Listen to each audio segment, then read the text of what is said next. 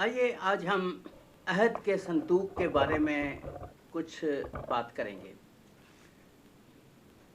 دوسرا تواریخ 5واں باب اس کی 10ویں آیت میں لکھا ہے کہ عہد کے صندوق میں 2 لوگوں کے سوا کچھ نہ تھا، لیکن عبرانیوں کے خط کے 9ویں باب کی 4تھی آیت میں لکھا ہے کہ اس میں تختیوں کے علاوہ من سے بھرا مرتبان اور ہارون کا عصا بھی تھا۔ آئیے ہم ذرا اس پر کچھ بات کرتے ہیں۔ اسرائیلی مذہب میں سب سے زیادہ مقدس چیز عہد کا صندوق تھا۔ اسے شہادت کا صندوق بھی کہا جاتا تھا۔ خروج 16 باب اس کی 34ویں آیت، شہادت کا صندوق۔ اسے خداوند کا صندوق بھی کہا جاتا تھا، یشو 4 باب 11ویں آیت۔ اسے یہوہ کا صندوق بھی کہا جاتا تھا، پہلا سلاطین 2 باب 26ویں آیت۔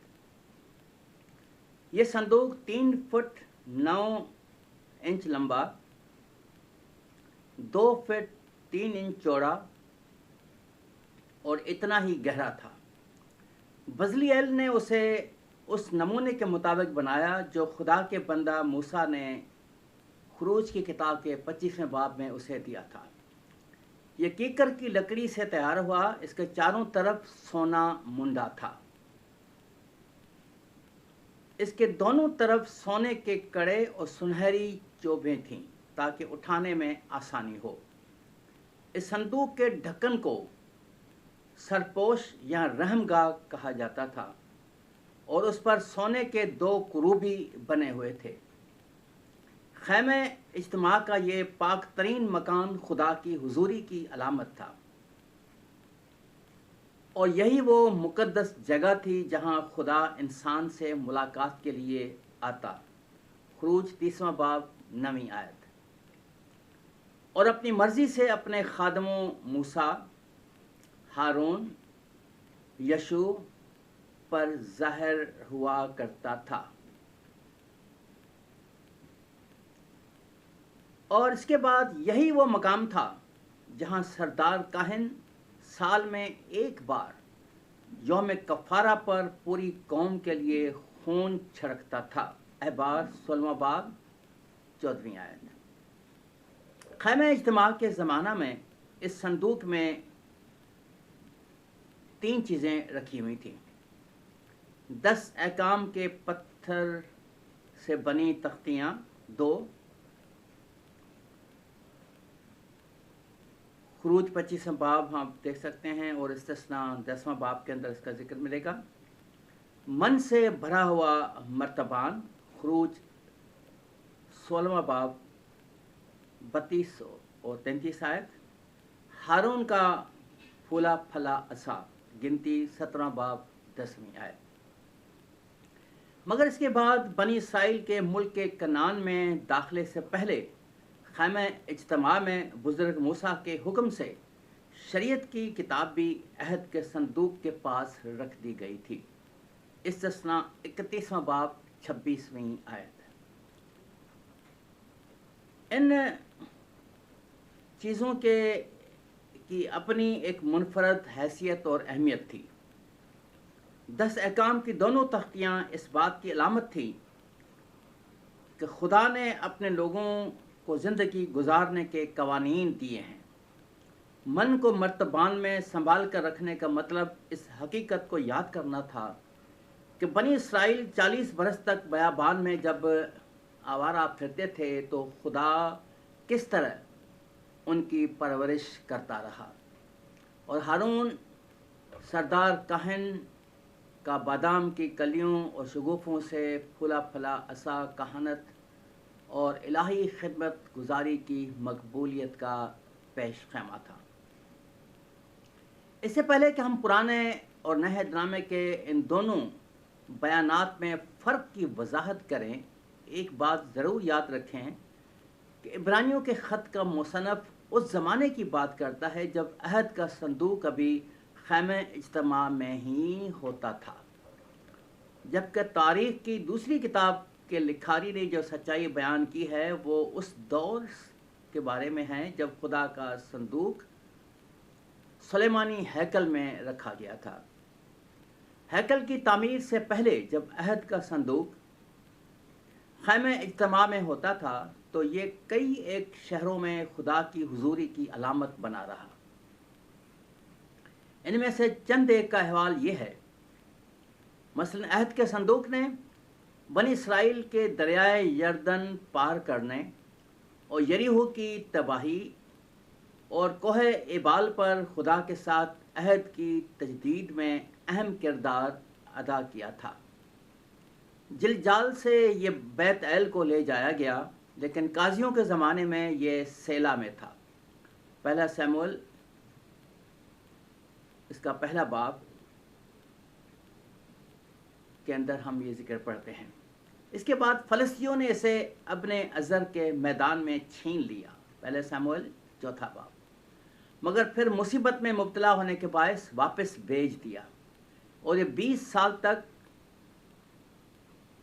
کریت عظیم میں رہا، پہلا سیموئیل 5واں باب۔ داؤد بادشاہ نے اسے یروشلم کے خیمہ میں رکھا، دوسرا سیموئیل 6واں باب۔ سلیمان کے عہد حکومت میں اسے بڑی شان و شوکت کے ساتھ خیمہ اجتماع سے نئی تعمیر شدہ ہیکل میں منتقل کر دیا گیا، پہلا سلاطین 8واں باب۔ قابل غور بات یہ ہے کہ جب یروشلم شہر کو سن 587 قبل مسیح میں بابل کے فوجوں نے تباہ و برباد کر دیا تو اس سے قبل عہد کا صندوق چھپا دیا گیا تھا۔ دوسری ہیکل میں یہ عہد کا صندوق نہیں تھا، آج بھی اس کی تلاش جاری ہے، اور یہودی بڑی جان فشانی سے اس کو ڈھونڈنے میں لگے ہوئے ہیں تاکہ آئندہ تعمیر ہونے والی ہیکل میں اسے رکھ سکیں۔ اب جہاں تک اس بات کا تعلق ہے کہ دوسرا تواریخ کے 5ویں باب کی 10ویں آیت کے مطابق عہد کے صندوق میں صرف 2 تختیاں ہی کیوں تھیں، تو اس سلسلے میں عام طور پر 2 نظریات پائے جاتے ہیں۔ پہلا یہ کہ خیمہ اجتماع کے زمانے میں جب عہد کا صندوق مختلف شہروں میں رکھا گیا، جنگ میں استعمال کیا گیا اور دشمنوں کے ہاتھ بھی لگا، تو اس میں سے من کا مرتبان اور ہارون کا عصا لے جانے میں کہیں ادھر ادھر ہو گیا تھا۔ اس ہیکل میں عہد کا صندوق اس لیے ہیکل میں عہد کا صندوق رکھنے کے وقت یہ دونوں چیزیں اس کے اندر نہیں تھیں۔ دوسرا خیال یہ ہے، وہ جو بالکل اس کے مختلف ہے، وہ یہ ہے کہ جب ہیکل تعمیر ہو گئی تو انہوں نے عبادت کے طریقہ کار کو کچھ بدل دیا اور مقدس چیزوں کو فرق جگہوں پر رکھ دیا۔ 11ویں صدی قبل مسیح میں داؤد بادشاہ نے اسرائیل کے سینکڑوں کاہنوں اور ان کے ہزاروں مددگار لاویوں کو 24 گروہوں میں مشتمل ایک جماعت میں منظم کیا، پہلا تواریخ 24واں باب پہلی آیت سے لے کر 18ویں آیت تک، اور 1000 سے زائد تربیتی کارندوں کا گروہ ہیکل کے خدمتی کاموں کو انجام دینے کے لیے کم از کم سال میں 2 مرتبہ پورا ہفتہ ایک ساتھ اپنی باری پر خدمت کیا کرتا تھا۔ ہم لوکا کی انجیل جب پڑھتے ہیں تو اس کے پہلے باب کی 5ویں آیت سے لے کر 11ویں آیت تک ہم دیکھ سکتے ہیں کہ وہ اپنی باری پر خدمت کیا کرتے تھے۔ تاہم عید خیام پر تمام 24 گروہ خدمت انجام دیتے تھے، اور عید فصح کے تہوار پر اضافی مدد بھی درکار ہوتی تھی۔ قربانیوں اور نذرانوں کی خدمت کے علاوہ اب ہیکل کی نگہبانی کرنا بھی انہی مخصوص لوگوں کی ذمہ داری بن گئی، تاکہ رات کو کوئی جانور ہیکل میں گھس کر اس کو ناپاک نہ کرتے۔ یہودیوں کی روایتی کتاب مشنا میں لکھا ہے کہ کہن ہیکل میں 3 جگہوں پر رات کو پہرا دیتے تھے، ایتیناس کے حجرے پر، شمعدان کے حجرے پر आतिश जान के हुजरे पर और लावी 21 जगहों पर हैकल में निगहबानी का काम अंजाम देते थे। हैकल के 5 बैरूनी दरवाज़ों पर 5, उसके चारों अंदरूनी कोनों पर 4, हैकल के सहन के 5 दरवाज़ों पर 5, चारों बैरूनी कोनों पर 4, एक नज़र के हुजरे पर, एक पर्दे के हुजरे पर और एक रहमगाह की जगह के अकब में, यानी कि पाक तरीन मकाम की पिछली दीवार के साथ।